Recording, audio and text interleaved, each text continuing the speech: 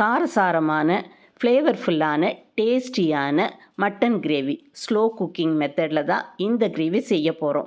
Pressure cooker இல்லாமல் பாத்திரத்தில் நம்ம அம்மா சமைக்கிற அதே மெத்தடில் தான் இந்த டேஸ்டியான டிஷ் இன்றைக்கி நம்ம செய்ய போகிறோம். இது செய்யறதுக்கு 1/4 கிலோ மட்டனை, அதாவது எலும்பு கறியாகவே யூஸ் பண்ணிக்கலாம். அதுதான் ரொம்ப நல்லாயிருக்கும். அரைக்கிறதுக்கு மசாலாவுக்கு 1 ஸ்பூன் மிளகு, 1 ஸ்பூன் சீரகம், 1 ஸ்பூன் சோம்பு, 1 துண்டு பட்டை, 2 லவங்கம், 1 ஏலக்காய், கூடவே 6லேருந்து 8 பல் பூண்டு, 1 பெரிய தக்காளி பழம், 1 துண்டு இஞ்சி. இதை சேர்த்து நல்லா மையாக அரைச்சி எடுத்துன்னு வந்துடலாம். இந்த மசாலா பேஸ்ட்டோட 1/4 கிலோ மட்டனை சேர்த்து 1 மணி நேரம் ஊற வச்சுக்கலாம். மட்டன் இந்த மசாலாவில் ஊறுச்சுனா தான் குழம்பு நல்ல டேஸ்ட்ஃபுல்லாக இருக்கும். இப்போ இது எல்லாத்தையும் கலந்து தனியாக எடுத்து வச்சிட போகிறோம். இது ஊறிட்டே இருக்கட்டும். அந்த நேரத்தில் ஒரு 1/4 கிலோ அளவுக்கு சின்ன வெங்காயத்தையும் உரித்து கட் பண்ணிக்க போகிறோம். இப்போது ஒரு பாத்திரத்தில் கொஞ்சமாக எண்ணெய் ஊற்றி 1/4 கிலோ சின்ன வெங்காயத்தை போட்டு வதக்கிடலாம். பெரிய வெங்காயத்தில் செய்யறதை விட சின்ன வெங்காயத்தில் செஞ்சால் தான் டேஸ்ட் நல்லாயிருக்கும்.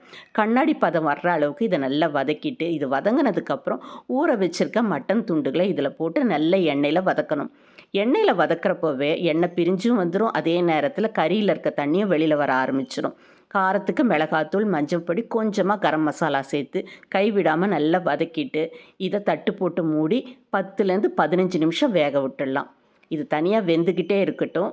நடுவில் மட்டும் கொஞ்சம் திறந்து கிளறி விடணும். இப்போ கறி ஓரளவுக்கு வெந்ததுக்கப்புறம் 1/2 டம்ளர் அளவுக்கு தண்ணியை ஊற்றி நல்லா மிக்ஸ் பண்ணிவிட்டு இன்னும் ஒரு 10 நிமிஷம் இந்த கறியை வேக விட்டுடலாம். இப்போ கறி ஓரளவுக்கு நல்லா வெந்துடும்.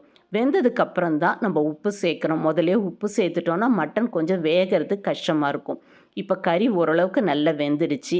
இந்த சமயத்தில் உப்பு சேர்த்துட்டு இன்னும் ஒரு 1/2 டம்ளர் அளவுக்கு தண்ணியை ஊற்றி திரும்பியும் இதை நல்லா கொதிக்க வச்சு வேக விட்டோன்னா டேஸ்டியான இந்த கிரேவி ரெடி ஆகிடும்.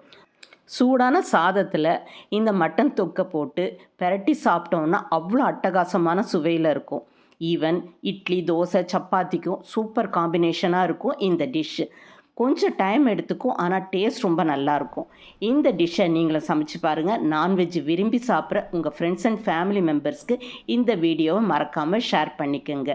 இதுபோல் வித்தியாசமான சமையல்களை பார்க்க நம்ம வண்ணக்களஞ்சியம் சேனலை சப்ஸ்கிரைப் பண்ணிக்கோங்க. தேங்க்ஸ் ஃபார் வாட்சிங்.